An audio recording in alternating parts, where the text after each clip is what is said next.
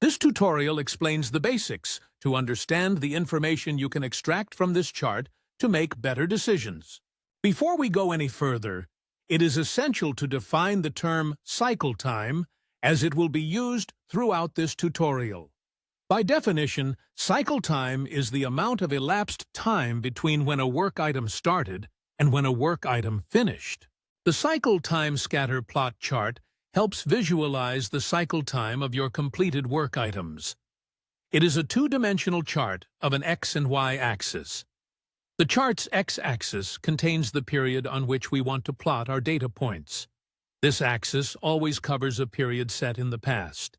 The chart's Y-axis will show the cycle time of each plotted work item. Our next step is to add completed work items on the chart. Let's say we add a finished work item on March 5th with a cycle time of 12 days.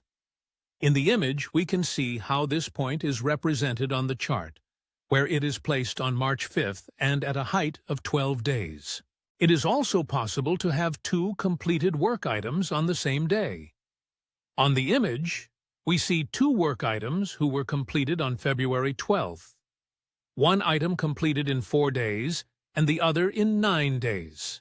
By adding our cycle times onto this graph, we obtain a scatter plot of cycle times for completed work items.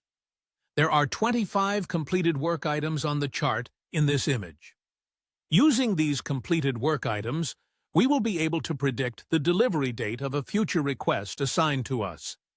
This is achieved through the use of percentile lines. These percentiles will be determined using a new axis. This will be our percentile axis. In the image, this axis is represented by the vertical red line on the right. To make our first forecast, we draw a horizontal line at the 50th percentile, that is, where half of the requests have been completed. If your team starts working on a new task today, and your client asks you for the expected due date, you can look at this chart and say, based on the team's historical data, there is a 50% chance your request will be completed in 6 days or less. If your client doesn't like this 50% confidence level, you can draw a new percentile line. On the image, we draw a new line at the 75th percentile to increase our confidence level, that is, where 75% of requests have been completed. The blue horizontal line shows this. You can now tell your customer that their new request has a 75% chance of being completed in 9 days or less.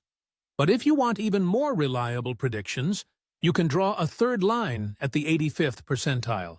On the image, the red horizontal line shows that there is an 85% chance that the new request will be completed in 12 days or less. To summarize, the cycle time scatter plot and its percentiles are a way to create a forecast for future demands. Thank you for watching this tutorial. If you want to learn more about what you can do with Pacemaker, visit our website and head to the tutorial section.